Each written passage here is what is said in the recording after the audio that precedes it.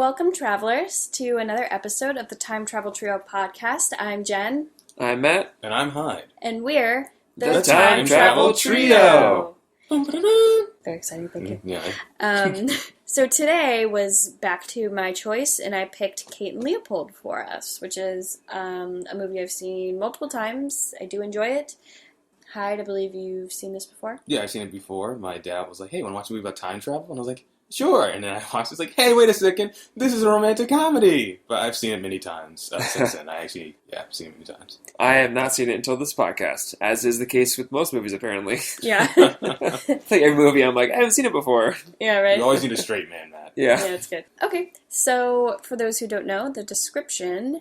Kate and her actor brother live in New York in the 21st century, and her ex-boyfriend's... Okay, this is really long, so I'm just going to abbreviate. Basically, Kate lives in present-day New York. Her ex-boyfriend Stuart lives above her. He's found a wormhole. He jumped through it, and Hugh Jackman followed him back from 1876.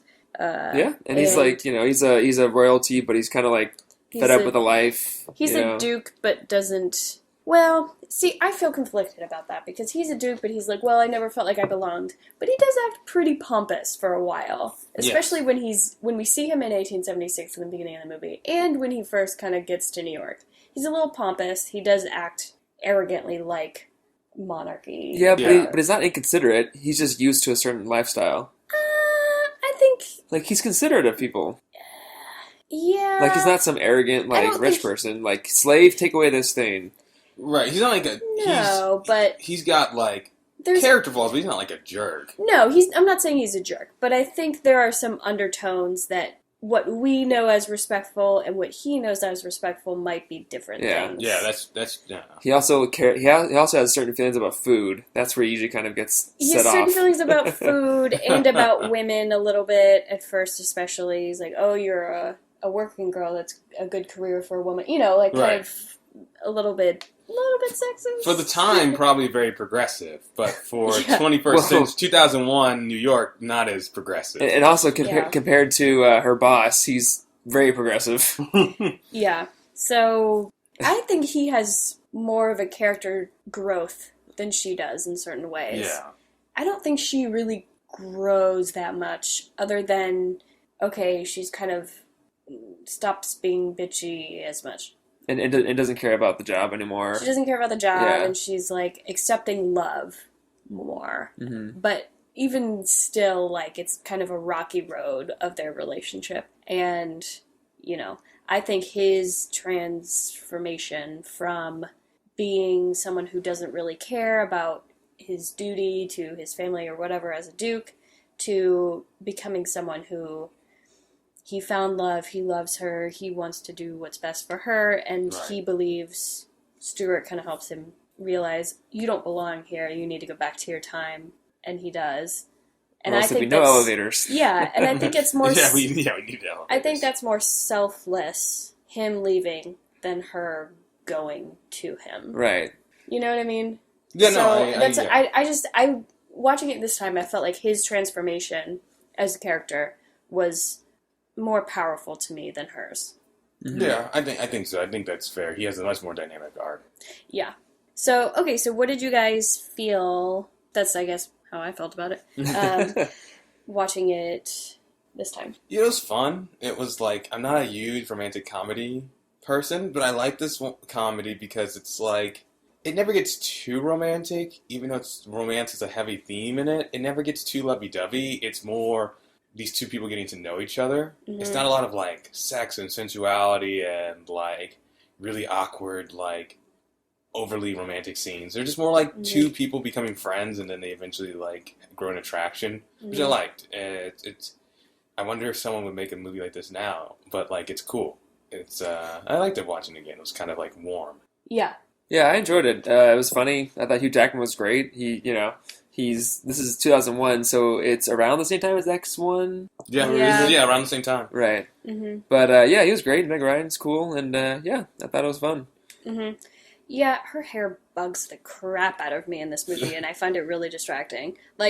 She doesn't have bangs, but she kind of has bangs, but sometimes they're, sometimes she has pieces of hair that are in the middle of her forehead, but they're too long because they're not bangs, so it like goes to her mouth, and it's like, why don't... It distracted me. I definitely noticed it, which is saying something, 'cause I usually don't notice hair. Yeah. This is like the post-Rachel haircut. So like the 90s are over and the Rachel's no longer in style, and stylists are figuring out, what do we give our leading ladies now? Yeah. It just does not, and the chunky highlights, it just does not work. I'm sorry. It frames her face, she looks like a pear. Like, I'm looking at the movie poster, she kind of, with her hair framed, and I'm not saying she looks like a pear normally, but like with her hair framed that way, her face is shaped like a pear. It's like scissor bangs. It's not attractive. Yeah. It's like, anyway. It's very 2001 haircut. Yeah, but Hugh Jackman looked great, so. Oh, it was great. There's that. Okay, so let's play the trailer. In 1876, Leopold, Duke of Albany, was a bachelor. Take a wife. With few prospects. In 2001, I still don't have the data. I can't do analysis unless you give me numbers. Kate McKay has a successful career. You're a rarity among women, Kate. You're like a man. And no life.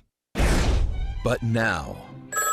Are you sitting down? Yes. It's time for a change. I've found it. Something that validates my entire life's work. A portal into 1876. I followed the Duke of Albany around old New York. The Duke. Yes. Here's the kicker. The kicker. He followed me home. Where am I? You're still in New York. That, sir, is not New York! I'm afraid it is. So you must be Sergeant Pepper? Someone has to keep an eye on him. He doesn't know our customs. Come on, let's go! Are you going to remove that?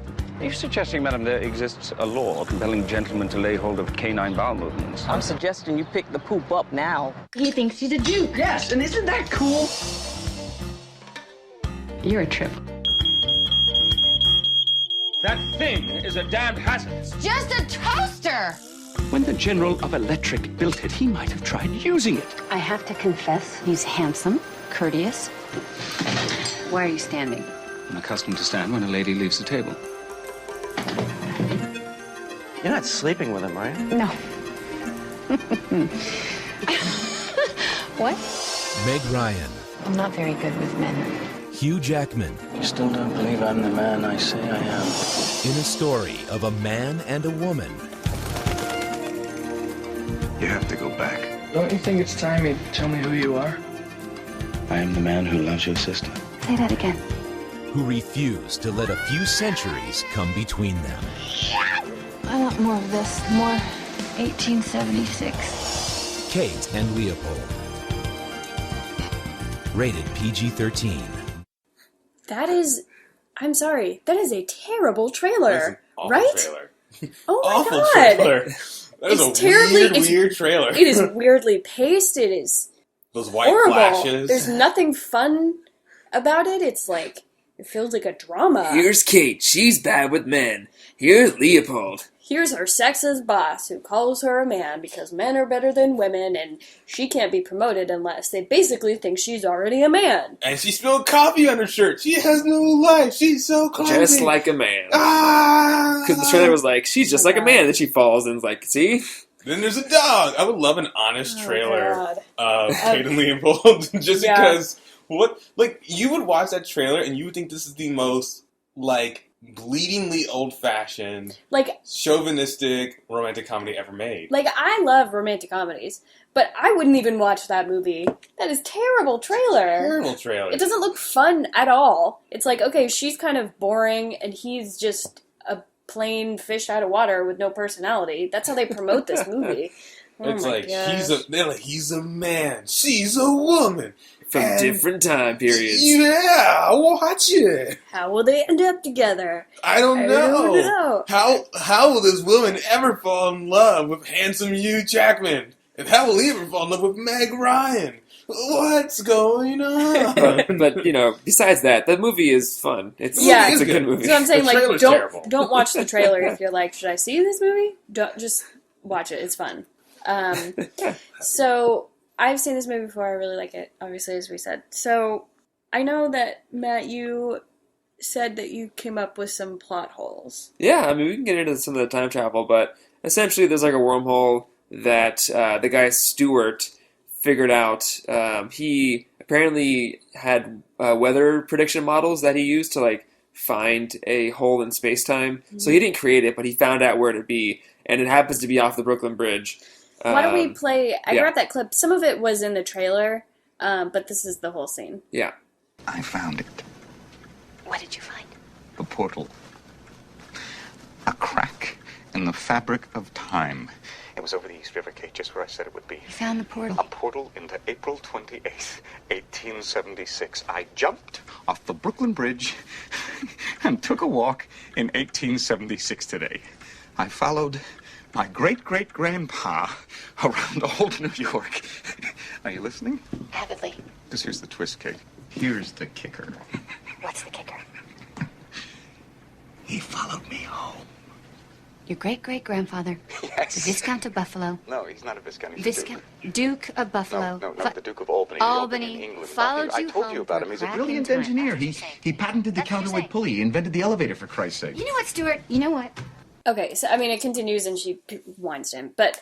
Well, side note, that's the director's cut, That's what I was going to talk about. So, that clip, if you have seen the original movie and you're like, wait, I didn't know that they were related. Yeah, Hugh Jackman is the great-grandfather of Stewart. It's in the director's cut, and the reason that we believe it was taken out is because at the end of the movie, Kate goes back and she and Leopold end up together in 1876. So, that means that...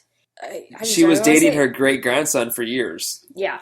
As she just said, yeah. Because Kate and Stewart dated before the whole Leopold thing happened, so that's not okay. And this is not like Luke and Leia incest, or like they never really did anything. Maybe Luke thought she was pretty and like they kissed once and like a joke to get Han Solo jealous. Yeah. Like this is like they slept with each other. Incest. And they were together for years, yeah. Right. That's oof. So, but on that same note, though, it is better because it's Stewart going after his great-grandfather. That's what I was going to say. Yeah. It does have a lot of layers to Stewart that we don't see in the theatrical version, because now we know, okay, why he was following Hugh Jackman in particular. Okay, they were related. I get that. Hugh Jackman was an inventor. He's also kind of an inventor. Like, it makes a lot more sense. Like, okay... To me, that makes more sense for his character, why he was doing the things he was doing. And so, in that sense, I do wish that we would have been able to understand that. But I get... There's pros and cons. You know, studios not want to be like, yeah, because like, you wouldn't think about it necessarily watching it. I feel like the first time you watch it, maybe even the first time you read the script, you wouldn't put that together. Like, wait a second, that means she, like... had relations with her, like her descendant. Mm-hmm. But someone eventually was going to be like, wait a second. Yeah. And then that ruins the movie. But there also is a moment where Stewart is talking to Leopold and he's like, you have to go back and get married and have kids because now we know that he's like his descendant, you know? So he's like, you have to go back or else I'm going to cease to be. Because in the theatrical version, it just sounds like, okay, he just wants to make sure that the timeline is preserved with what was supposed to happen. But now we understand that he was saying those things because otherwise he would never be born, which creates this whole complicated thing if you think about it. There are some plot holes. Because if they never end up together, if Stewart's never born, and then Kate never goes there, and it's like it's a whole but the elevators don't exist. Right. Well, see, that's one thing that like this is like the part of the movie where this illustrates the plot holes. Not really plot holes, but inconsistencies, I guess. They exist in a world where elevators cease to work anymore or disappear almost. Mm-hmm. Like, because Stewart falls through an elevator shaft, the elevator's not even there. So either it's broken or it's just not even there. I think it disappears. One thing, that is something actually that I kind of like that this movie does, which it doesn't physically, or not physically, it doesn't literally make sense, but it's a gradual disappearance of the elevators the longer that he's gone. And, and that's what I thought too. Like, because at first... we see Kate in the elevator and it kind of flashes, then it's like, it's not all the way level with the floor when she's getting out. But it's still there. It still, like, works. It's just, like, she just has to, like, you know, step up. But and then it just disappears. Kind of like Back to the Future. Like, it doesn't happen all at once. Yeah. It happens once it's, like, been set a certain way. Mm-hmm. Right. And so maybe, like, the end point would be he starts disappearing if we get to that point, but it doesn't, obviously, in the movie. But, yeah, so it's kind of like the whole movie, elevators don't work. You know, and that's a nice little touch, because as soon as he does go through the portal, Meg Ryan's in an elevator at, like, 1 a.m., and it stops working. So it's like, as soon as he travels, it's like, boom, things are changed. Yeah. You know? Which I like, but Yeah. I do think... Oh, you mean like Stewart should have started to disappear? Well, I mean, like, if you're going to extrapolate this to be elevators will disappear, then, like, eventually he would have if he was gone longer. But isn't isn't the idea that... Okay, yeah, because Stewart wouldn't have disappeared because Hugh Jackman was always supposed to go to present day, and that too. That's forward. true. So That's was normal. It was like more- it was always supposed to be that the elevators true. would disappear for a week. That's Yeah. true. That's a good point. Yeah. So it's destiny. I mean, well, that's another thing that we could probably delve into a little bit in a second here about the consequences of this time travel, like the rules. Yeah. So the rules of this is basically they don't get into this. Obviously, it's a romantic comedy. So they don't really talk as much about like the science of how he figured this stuff out. He just kind of did. Right. I mean, it does imply he's been working on this for a long time, which okay, fine, but he just somehow figured out where the wormhole was. You know, and there's like It's a window. Yeah, exactly. It's a window when he can jump off the bridge, and you know, instead of going down in the water, he ends up in 1876. Yeah, but you know, so it's like the way that these rules work is things can change, but they've always been changed to a certain point. It's really convoluted. Yeah. So if you haven't seen the movie, the first night we see Liev Schreiber in the past. He's taking pictures of stuff, and then Hugh Jackman follows him through the wormhole and stuff. And then at the end of the movie, the twist is Meg Ryan was there because she's in the picture that Liev Schreiber took. Yeah. Now, that causes some problems because we see on the second time the night goes through, Liev Schreiber says, "You're going to live through the night again, go see me, don't follow me." But she comes back at the end of the night when he's already about to announce his bride, and we don't see the point at which she would have been there for Liev Schreiber to take the picture of her. Because in the picture, she's like looking around, looking for Hugh Jackman in the picture, kind of. Because in the director's cut, we actually see Liev Schreiber there again at the end of the movie, and Hugh Jackman sees him but doesn't follow him this time. So like he relives the event, so you're like, okay, I know what's going to happen. He's going to follow him, but then he doesn't, which is when the picture would have been taken, but Kate hadn't jumped at that point, so she wasn't there yet. So that's a plot hole. Yeah. But then, like, so that illustrates, like, she was there, but then when he came back again, they relived the night, and of course she went there, but then it was kind of like having a consistent timeline and also not at the same time. Yeah, you know? it was... Like, there wasn't two of Hugh Jackman, but, I don't know, it's like a weird thing. It felt like a question of whether or not you could change fate or history or destiny, whatever you want to call it. But sometimes they could and sometimes they couldn't. But then they couldn't. I don't know. It's inconsistent. Yeah. But it's not in a glaring way. It's just like, I was thinking about it like, oh, well then, what does that mean? Like, right. It's one of those things where it's like, if you don't think about it too hard, it's fine. Yeah. But if you start analyzing like we have to do for the show, then it's like, oh, hey guys, there's a lot of... Mm-hmm. By the way, the director of this movie is James Mangold, who also directed Hugh Jackman in The Wolverine and the upcoming Logan films. Mm-hmm. So, just an interesting jump from, hey, let's do Wolverine here, and then all of a sudden he's doing Wolverine in Tokyo and the future. So, Hugh Jackman and James Mangold, they've worked quite a bit. Mm-hmm. Yeah, it bothers me that there isn't more of a consistent idea behind whether or not you can change the past, you know? Or like, at one point, Stewart says, well, your future's in the past, so the past is your future, and it's like, you know. Right. And so, like, I thought of this as a way to solve this problem. So if there's a wormhole that exists between these two time periods, then the time in the past should always keep going, and therefore they wouldn't relive the night, which would avoid any of these plot holes that we're talking about. Mm-hmm. But at the end of the movie, before she realizes she has to go back, she's in the house that he grew up in. I think it would have been cool if she was upstairs and saw a portrait of her next to Hugh Jackman, and she's like, that's me, I need to go back in time to marry him because I'm there in the past in this portrait. And then she goes to the scientist, she goes to Stewart and says, I need to go back, how can I go back? instead of having her in the picture, which is also a twist, like it's a reveal too. But if she was in a portrait, then like, oh, I'm painted in there, I should be there already. Right, it doesn't make it hard line time. And then for the week there, Hugh Jackman was just gone, and he came back, and then she arrived. Okay, but the problem with that is in Hugh Jackman's time that we see, they're not married yet, so there wouldn't be a portrait of her. No, but so if the timeline is consistent, then if she were to have always gone back, then she would have had a kid, had a family, and then she would have been. See it, but she would. Right. Okay. Yeah. Yeah, but then that. And then, like, Hugh Jackman was just gone for a week, and his family's like, where'd you go? He's like, oh, I was on a trip for a week. And then there's none of this duplicates, weird Well, there isn't, not to be confusing, there is not duplicates, but Matt believes there should have been a duplicate. Well, if you look at the second time we see that day, where Hugh Jackman returns to the party, he's getting dressed again, we see that scene again. At what point of the day did the Hugh Jackman that was always there before he jumped through the portal again, when did he disappear? Because if you look at, like, let's say he goes to the portal at 6 p.m. At 5:30, where was Leopold in that day? Was he with his family and then, like, suddenly he disappeared so that this Leopold can then take over his life and then go to the party again? You know? So there's an overlap.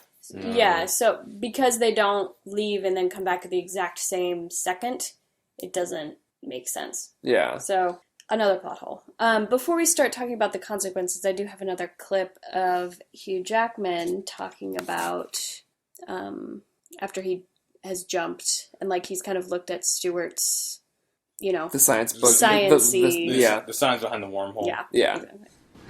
Tell me, Charles, when Stuart and your sister were engaged, did you happen to read his papers on the temporal universe? I spent the morning perusing them and must confess... Stuart and I were never engaged. Not even close. But I did read it. Thank you. But I did read his papers, however, to show support. Is Stuart still trying to make a time machine? Well, that's the beauty of it. He discovered no machine was necessary. All one had to do was to develop formulae to forecast portals, natural windows in the fabric of time. Apparently, Stuart located one utilizing modern theories of weather prediction. What's a portal?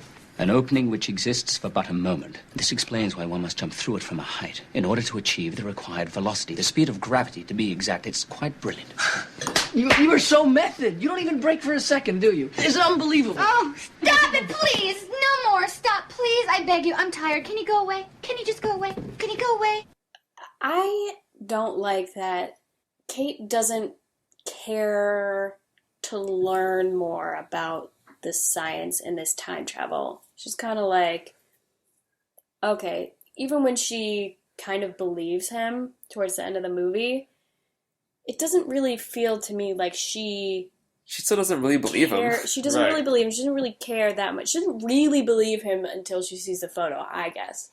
But I like that Charlie kind of is more interested in it and is like, quote unquote playing along, but at least he like asks questions where she's always so defensive, like, oh, I wasn't engaged to Stuart. I hate Stuart. Stuart's a fucking asshole, like whatever. And it just gets really old in this movie. And like I've seen this movie many times, but watching it this time, I got really, really sick and tired of her being the complaining bitch the entire movie. Yeah, like I'm sorry, but it gets old. At a certain point, she needed to kind of break down a little bit. Yeah, because this is like in the second act. Like at this point, she should be 40 minutes into the movie. She should be a little more like, okay, I don't really believe you, but at least I'm playing along a little bit heavier. Yeah, like Meg Ryan's usually like charming and quirky, but she's just kind of annoyed and tired of everyone, and like she hates her job kind of, and she doesn't like her boss, and she hates her ex-boyfriend, obviously. She hates everyone. It just kind of feels like she's about to, like she's PMSing throughout this whole week of the time of this movie. And like, okay, I can say that because I'm a woman, so no one is going to get offended. But like, all she does is complain. There aren't that many like great qualities. At one point I was wondering, what does Leopold see in her that he quickly loves her so much? Right. What is it that she's done for him? I mean, besides being a modern woman who's not like the proper woman that he's used to seeing, like she doesn't really do anything that's endearing to him. And she doesn't really seem to want to get to know him that much, honestly. No, not until late in the third act. That one weekend they had together. Yeah, like the rooftop conversation does everything. First of all conversations on rooftops are infinitely better. Mm-hmm. It's just so, I mean, like, little hint, people, if you're trying to, like, really have a nice conversation, take someone up to a rooftop. Yeah. Which most buildings is not easy to get to, so... Unless, I guess in New York it is. I just have such a problem with who she is in this movie, and wondering why Leopold loves her so quickly. I don't get the appeal of her. I guess, in a way, it's kind of the reverse of what usually happens in movies. Like, usually in a movie, the woman falls in love with the guy really, really fast. Mm-hmm. And then you're like, why does she love this guy so much? I mean, so it is, at least in that sense, it's kind of flipped on his head. Yeah. I mean, usually it's the guy who is super career-oriented and just doesn't like anything. And then this girl, the manic pixie dream girl, comes into the fold and, like, makes him love life. So it's kind of like the reverse. Like, it's the manic, well-groomed time traveler. Yeah. But, I know, I get what you're saying. Yeah, Meg Ryan's character she's a little much to take. She's pretty unpleasant. Like, just watching this clip just makes me annoyed with her. I'm like, he's trying to just have whether it's ridiculous or not, you did read his papers on time travel. Like, you could have something interesting to say to contribute to this conversation, but instead, you just get annoyed that someone's being gentlemanly and standing up when you leave the table and walking away because you're so annoyed with the fact that anyone would think that you were ever with Stuart in a serious way. I would understand that scene more if she said, "You're probably some actor friend that Stuart hired, and he told you all this mumbo jumbo that he thought of with this time thing." If she was annoyed from him by like thinking that he's acting or faking it, but she doesn't think that. Charlie thinks that he's acting and playing this part. She just thinks he's some guy. She doesn't even like think he's faking or doesn't think he's from the past. She just is annoyed. Yeah, and she even says at one point too, like, Stuart doesn't have friends. Yeah. It's like, ouch. I'm like, okay. I mean, Stuart is eccentric in this movie, but he's not like, you know, I guess I'd understand why her character, particularly in her meaner state, would not want to be with Stuart anymore. Well, yeah, she's very career driven, and he's just like doing his science equations, you know. Right, but Stuart never does anything like wholly, patently unlikable. Yeah, he just kind of, especially at this point, he just sticks to himself. She puts herself into his life, right, and then gets annoyed that she's there. Right. She's like, I'm going to come downstairs on the firewalk and like talk to you, and then be annoyed that I'm talking to you. And, I know. He's just like, hey man, you know, I'm just like, how's everything going? Also, I love that she comes back for her stylus pen. Such a 2000s thing. With her Palm Pilot. Beautiful. Yeah. Beautiful. Cutting edge. Yeah. It's another example of how this movie is kind of a little bit sexist. They're not really fair to this woman character or any of the women characters, honestly. Poor Kristen Schaal. God, Me and Matt were Kristen talking about this. Poor Kristen Schaal. I mean, like the point you heard the trailer when it says like Leopold isn't very good with women. He doesn't have many shots. It shows a shot of Kristen Schaal just looking like Kristen Schaal, and his face is like, I can't believe I had to talk to this woman. Yeah. It's like Kristen Schaal isn't like unattractive. She's she's a talented, normal person. Actually, it's kind of interesting. I don't know. It's kind of interesting that he's like so kind of like indifferent to her, because it's like his argument is that he doesn't like the pompous, like the really prim and like proper women. Mm-hmm. And her character, they make a point of saying her character is not prim and proper. She wants to be, and she's charming. Yeah, but like she's not like, you know, it would have been much more to go back to another film that they dropped the ball with this overall, but this would have actually been a much better moment to do. It's like you should have had someone like About Time. He ends up, like, Margot Robbie comes back into the picture, and he doesn't want to get with Margot Robbie, but said he wants to get with Rachel McAdams. Mm-hmm. There's tons of other problems with that scene as well. But let's just talk about it. It would have been nice if the woman he didn't want to marry was, like, this insanely gorgeous woman who was just mean and, like, very prim and proper and, like, status-driven. Mm-hmm. Like, I think that would have had a much more powerful effect. Mm-hmm. That he was just like, then when he goes and he's like, oh, I like that you're a working woman. That would have, like, really been, like, a nice sell. It's like, I don't like her because she's too fancy. I like you because you work. Like, yeah. It would have driven something. Look, just, like, a little... It's a minor thing, honestly. You kind of forget about the Kristen Schaal character as the movie goes on. But yeah, she was only there for, like, one scene. Well, two scenes, I guess, that one night, but... it's still kind of weird when you think about it. And maybe for 2001, this was, starting to develop better women characters in films, but it's kind of borderline sexist that, like, women have to be like men to be successful. Like, yeah, okay, at one point, Kate does get promoted and she's, like, really important at her job. She ends up quitting to be with a man, so there's that. That's true. And, like, well, she got that promotion even after she turned her boss down, which obviously he's the most sexist character in this movie for blatant reasons. He's like, he says, like, you're like a man. You don't care about womanly things, Obviously, you're supposed to think that. And, like, so then he gives her the promotion, but then, she then turns it down to go chase the man. Yeah, and that's what I'm saying. I'm like, yeah, okay, on the one hand, great. You're going to make a woman a VP of a big company. Awesome. But she's going to not care about that at all, not even say anything about it. We have no, like, in her mind, as soon as she left that party, she immediately forgot that she ever had a job in the first place, because all she needed was to be Hugh Jackman's wife. She's never going to have to work again, and that's going to be her life.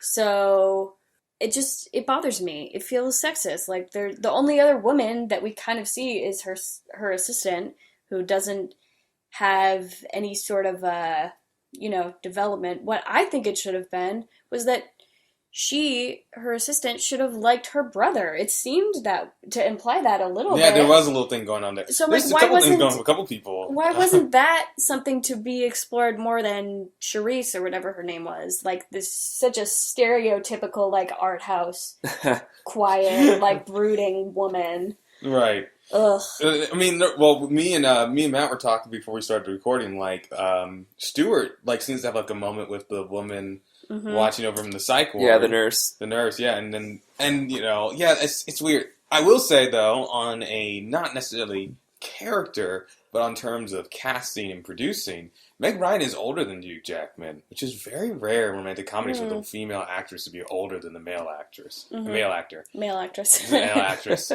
Hugh Jackman's just so pretty, I think of him as an actress. But, no, I mean, yeah, she's about 4 or 5 years older than Hugh Jackman. So, there is that. But, yeah, that's anyway, sorry, I just felt like it wasn't fair how any of the women in this movie were written. Yeah. And really the males have the character development. So for me, it was very clearly written by men. Yeah, it was actually written by Captain America, Steve Rogers. Yeah, Stephen Rogers. Stephen Rogers is the guy who wrote the script. Not Chris Evans, but the actual person named Stephen Rogers. Not Chris Evans. So consequences of this time travel is Hugh Jackman ends up in modern day New York. Well, modern day for 2001. Yeah. And the elevator stopped working for the week that he's gone, I guess. Yeah. But, I don't know. But yeah, there's no physical thing. Like, Hugh Jackman's asleep when he first comes through because he's been, like, pepper sprayed. But Liev Schreiber doesn't really have any negative effect. I guess pepper spray knocks you unconscious? Well, he did also fell through a hole. Like, but so did Stuart. Yeah, and Stuart was totally fine. But Stuart was prepared for it. He was just Meg Ryan fell through and she was running down the street just fine. Yeah, I don't think there's an excuse for why he's passed out. I think it's for the sake of the movie. Of him waking up. Movie plot. Yeah, I think that's... Like, because my question is, where does the hole spit you out? Because you don't end up in the water, because Meg Ryan was totally dry when she came through. So I don't know where you end up. That would suck if you ended up in the water. And it's really weird, too, because Stuart wears goggles. Oh, yeah, he does. In the beginning. Yeah. Maybe just for comic. Or maybe because he wasn't sure. Like, he wasn't sure what would happen. But then he wore them the second time. Yeah. When he was sure, so I don't know. But it more or less kind of drops you by the bridge. Yeah, basically. You're dry and you're by the bridge, so. Yeah. So, but other than that, really the relevance of the time travel is only to make a fish out of water story of Hugh Jackman, and then to build the romance on that. There's not a lot. They don't ever worry like the universe is going to collapse with like if we time traveled. Who cares? Yeah, like the time travel is more to set up the story in terms of the consequences. It's not like Back to the Future where like it's a race kind of at the end they throw in a race against time, but generally speaking, there's no real like. Yeah, they're like obviously there are stakes that they set up, like the elevator's not working, and now that we know that in the director's cut he would be the son of the great grandson of Leopold, that he would also cease to be, but that's never really a plot point in the movie. Would he not? Okay, if he figured out that this is a big plot hole to me in that sense, when we learned that Stuart is Leopold's great-great-grandson, would he not know who he was married to? Would it not say that her name was Kate? Would that not be a weird coincidence? And then this stuff happens, and but she would have been. She may have been called Kate of like Albany, or like Catherine of Albany. Right? Yeah, he may not have put that together. Yeah, I mean, yeah. I mean, why would you think that? I mean, yeah, I know, but I just mean like not necessarily at first, but like once he knows that they're right together, and then he's once he sees her in the picture. If we did like your thing, instead of like a photograph, if she sees the painting, Stuart learns that they have this romance, maybe goes back in the book that he was looking at. Right. It sees Catherine of Albany or something. Yeah, and is like, wow, that's weird. I think he married him. And then maybe there's the picture in that book of the two of them from the painting. Yeah. I'm just imagining Stuart laying in his bed, like about to go to sleep, and then it hits him that he had sex with his and he's just like, oh no! Why? Yuck. Maybe that's why I didn't like her. Scientific accuracy. I mean, there's a wormhole, but they dropped the ball. Because Stuart didn't create the wormhole, he predicted it, which, whatever. It's, I don't know, there wouldn't be wormholes just laying around New York. And would there be other wormholes too? Like, if he predicted this one, would there be other ones around the world just, like, opening up? And, I would say yes. It does seem to imply that... Yeah, he just tracked this one he spot. Was able to find that one. Right. That's several other implications. But, yeah, so there's a window, and he predicted it, and, they dropped the ball because if it was a real wormhole, then you wouldn't go back to the point at which you left, or even before that. You wouldn't go back to the point before you left. Time would be passing normally because there isn't enough relative difference between the two locations to affect the time passing for each So spot. wait, because otherwise Kate should have ended up, when she jumps at the end, to the point where he came out. Yeah, at the exact same time. Yep.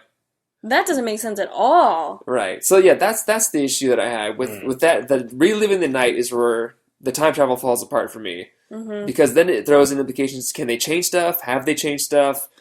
So that's kind of where it breaks down. But at least they address that kind of stuff. It isn't just a fish out of water. They kind of have some more implications in there, but it does fall apart when you think about it. Mm. Yeah, wow, I didn't even think about that. In this logic, should be right behind him. When you jump through this wormhole, you end up at whatever, say it's 2:03 in the afternoon in 1876. Okay, and then you go home. But Kate ends up there like 45 minutes later, or like an hour later. No, or whatever. like 6 p.m. at the same day. Hours later. Right. Yeah, yes, it doesn't make sense. Yeah, you're right. So they should it'd be like Hugh Jackman's there, and then he wouldn't even have to process, and then she'd just be there. Yeah. Because that's time became in this logic. That's how that should work. So they kind of tried. I mean, they cheated a lot of stuff for the sake of it being a movie, but. Your logic, you can't have both. Either that's your rule, or like time needs to continuously move. You can't have it. Time doesn't move, and then it moves when you want it to. Or also because when Lee Schreiber first went through, he came in during the day because he was there already. Yeah, he didn't come through that night. See, that's why I think maybe Hugh Jackman was there earlier in the day when he jumped back, but we don't know when it was. We just see the scene again, like so he we walks can into kind the of, house. Yeah, so we can and that's not necessarily when he arrived. Right. It's like that's just to reorient us with this scene is happening again. Right. Mm-hmm. Yeah. So that's obviously the biggest inconsistencies with their time travel. So if they did do that like portrait / week went by in the past, I wouldn't have any of these plot holes. Really, it would have been fine, honestly. Mm-hmm. Other than like elevators disappearing for a little bit and then coming back again or something, but. That's past. That's understandable and forgivable. Yeah. And plus, it like illustrates the time, the effect that he has by leaving the past in the present day. Mm-hmm. Which people seem pretty blasé about elevators just not working around the entire world. Right. It wasn't like we'll take the stairs, 30 floors, it's fine. Like the news had some stories on it, but like it would be a bigger deal if all the elevators disappeared. Yeah. Yeah, like people would die. Stuart almost dies. Mm-hmm. I like that his butler or his servant is named Otis with his elevators. I'm like, what a nice, because of the Otis elevators. Yeah. Yeah. Wait, is that an actual thing? Are the actual Otis elevators? There's a brand of elevator called Otis. Yeah, there's a scene. You didn't see that? Well, I saw the scene. I didn't know if it was in real life. Yeah. Okay, well, there you go. It's like a real thing. So, clothes and sets. Obviously, Hugh Jackman is wearing his Duke garbs throughout most of the movie. Otherwise, it's very bland 2000s wear. Yeah, and it's pretty basic 1870s set design. Yeah, it's very much, on a backlot. Right, like, okay, you get the idea. Yeah. I don't blame the producers for that. They're like, look, guys, no one's watching for the accuracy of the sets. Just gotta look close enough. Yeah. I put Hugh Jackman in some apartment, and that's it. And it was like, great, all right, we'll do it. Yeah. Also, there's and you can see it in the trailer too, Viola Davis has a little clip. Yeah, she's the cop dealing with the poop. She's the poop cop. Yeah. Poop cop. Poop cop. Womp womp. But yeah, I mean, it's a pretty strong cast, I think. Yeah, Breckenmeyer. Yeah. and Bash. Yeah, I do like this movie, but I don't like it as much after this. After watching it analytically and discussing it. Don't you hate when that happens? Yeah. And, well, I mean, I enjoyed it enough, and I probably won't subtract too many points off of my original initial feelings off of it, even though we kind of touched on these issues that we're having with it. But yeah, I still enjoyed it. I think it had some fun moments. Hugh Jackman riding the horse after the purse thief was really funny. Yes. Yes. Yeah, it was good. It was funny. Okay. Do you guys have other notes? I'm sure I do.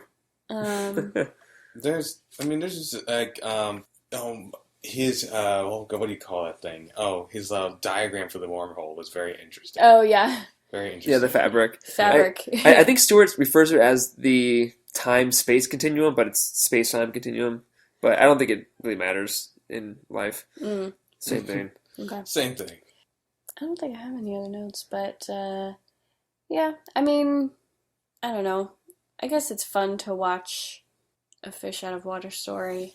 I did like the we kind of hinted at Leopold's inventiveness when he rigs up the toaster with the clock, because he didn't like how it made the 2 times it burns it, but like 1.5 he like makes a little timer. I thought that was pretty funny. Yeah.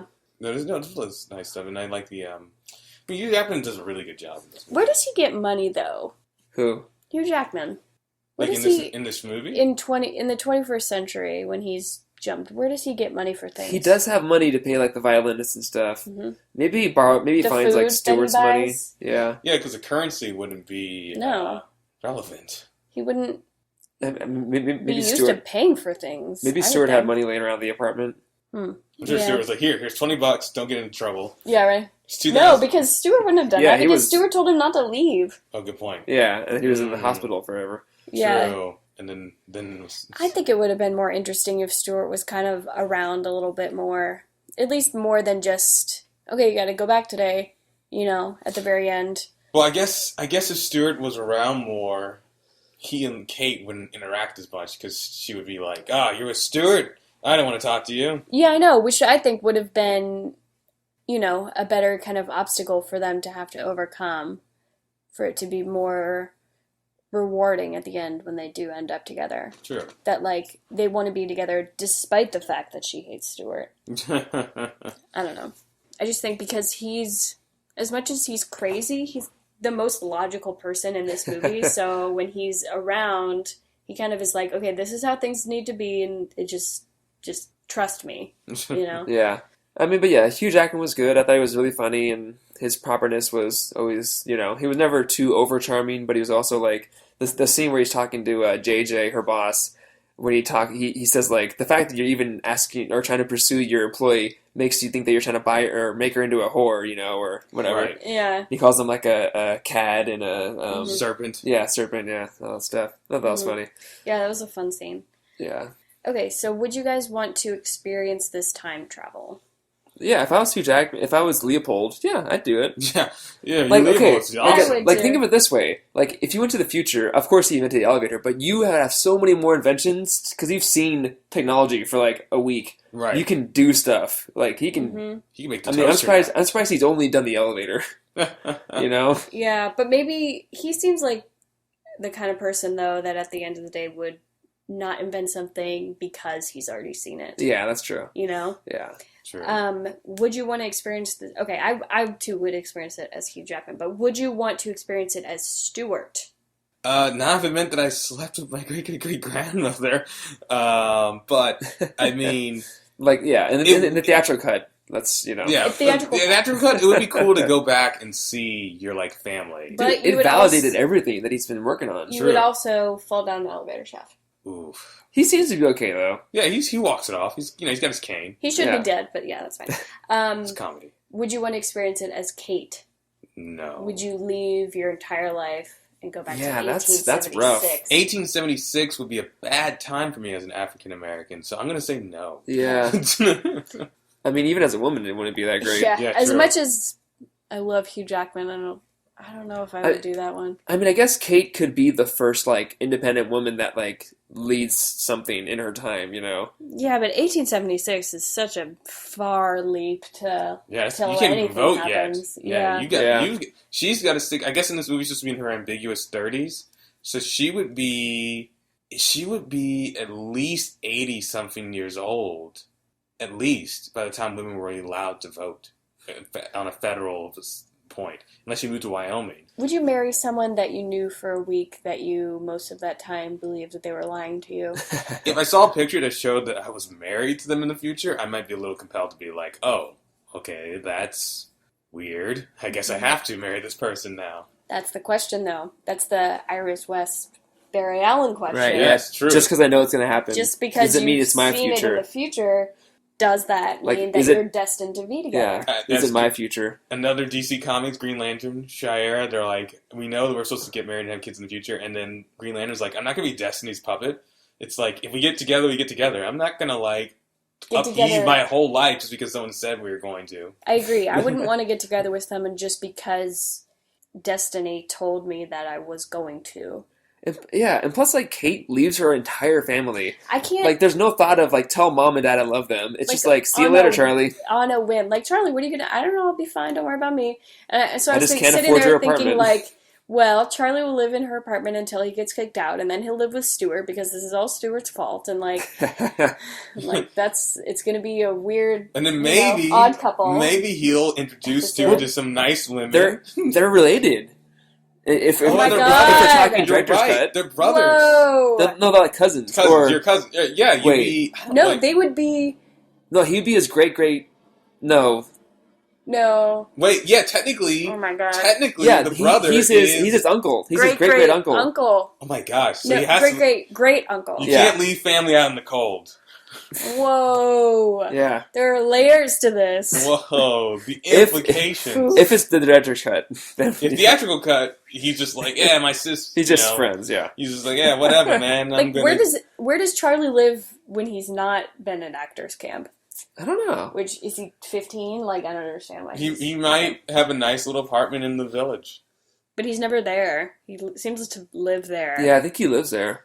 Probably does. I mean, it's a pretty fat apartment. I wouldn't be surprised if it's like 2 or 3 bedrooms. Look at that living room. It's like massive. Yeah. It's like, well, I mean, this it's like 2 rooms right there. Look at that. Or that's a window, I guess. That's a window. There's, well, oh, I don't know. It windows. just kind of seems like there's a door on the left, and it's then very there's big a for a New York apartment. Yeah. I mean, she does have a nice paying job. So this is one of the few movies where actually the job matches the apartment. Does the job annoy you? She's in marketing. This didn't like it was. I don't think it was as bad as we've seen in other stuff, but it is a little bit generic. But it's not that bad. It seemed pretty believable. She seemed specialized enough that I could buy it. Right, and it also set up the funny margarine scene. So yeah, worth it. Yeah, like I wasn't margarine scene. Diet margarine. Yeah, I mean, I was thinking about that because obviously every movie that has a profession that's like prominent, I'm always like, why? But I'm like, I believe this one, like, because she seemed to be like someone that actually would be good at that kind of thing, you know, and cares about it, and not just like, oh, I'm a important executive. Apparently, she doesn't care about it that much. She up and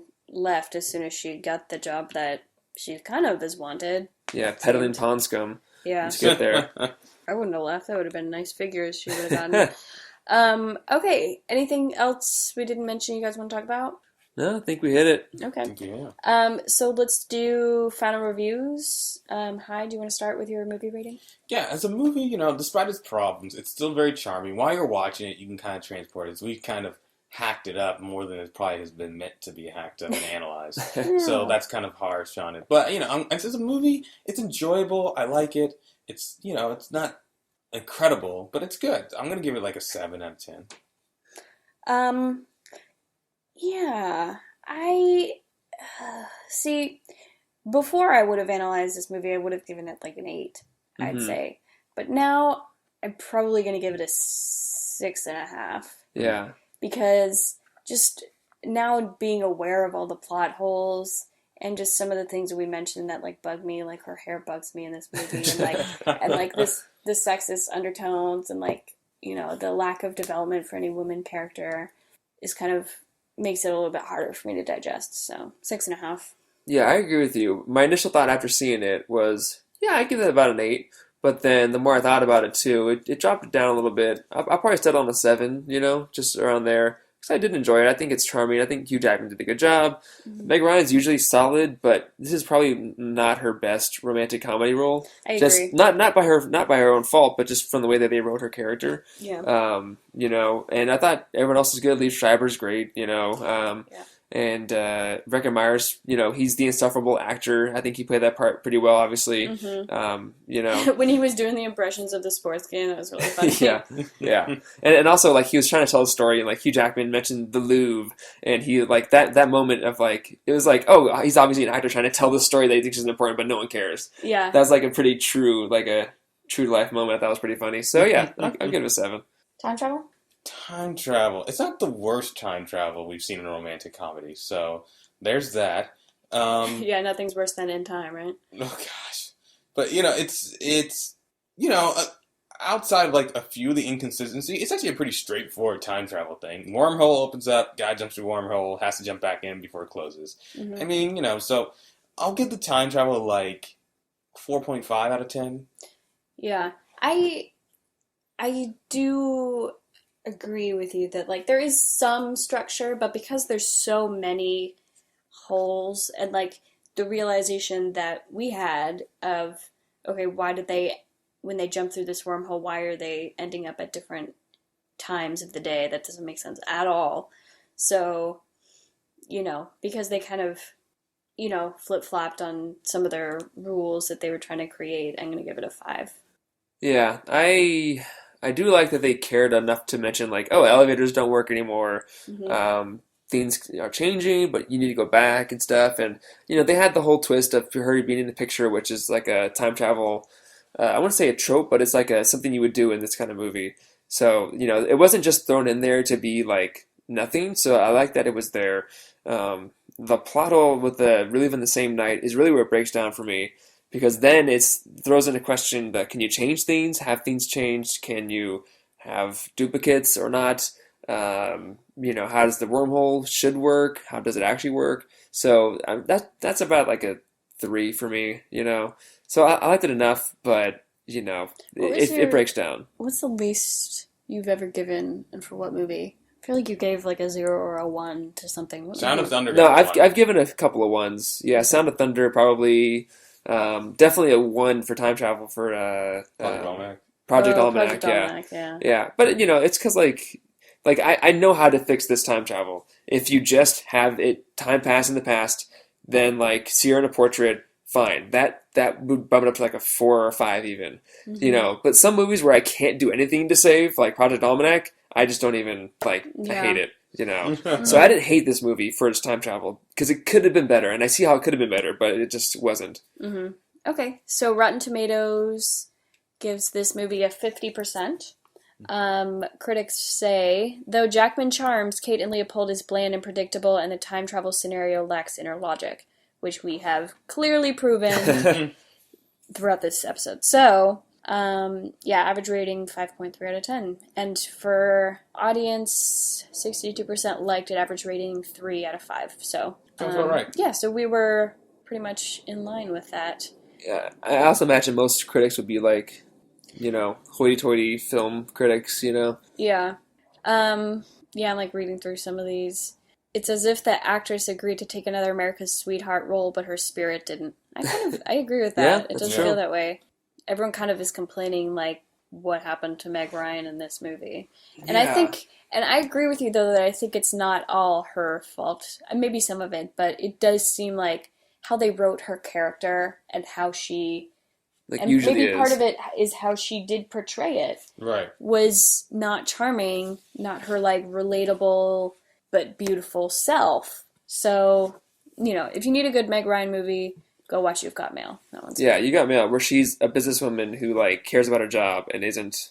I know. Like, she doesn't like the man that's trying to mess with her, but, like, she also isn't always annoyed. I want us to do a romantic comedy podcast of three of us. Oh my gosh. And just because I think it would be really interesting, our three, my love of it, your indifference, and your, I mean, you don't hate it, but like, you know, I think it's like not, they're not my bag. I'm more logical about yeah, it. I'm more logical, but I also am a sucker for movies. If they're pulling out my heartstrings, I'm gonna like cry. So because it's, and I think you guys would find some that you'd be surprised by, but yeah, no, I mean, I'll be the first to say there are some romantic comedies and dramas that have surprised me on how much I like them or disliked them. Mm-hmm. You know, it's not like a genre I hate. Mm-hmm. It's just a genre I don't care for. Romantic comedies I have a little bit more of a respect for because at least usually they're funny or charming. Mm-hmm. Romantic dramas are very hard for me to get into if the whole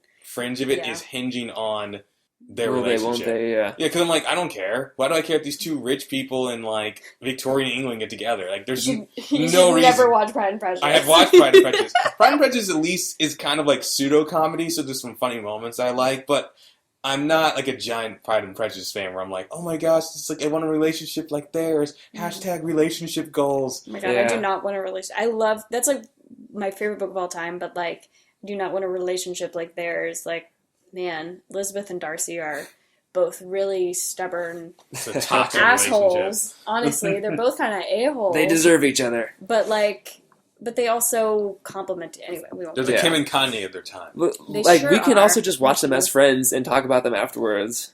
True. We don't have to That's record. True. Unless you guys want to hear it. If so, let us know. If not, we'll just we can just talk watch about them it. anyway. Speaking of romantic comedies. Speaking of romantic comedies, Hyde, what did you pick for us for next week? I chose Midnight in Paris, a 2011 film starring Owen Wilson, Kathy Bates, Marion Cotillard, Tom Hiddleston, and Rachel McAdams. Yes. In her third film. This is now okay. Here's the thing. This is directed and written by Woody Allen.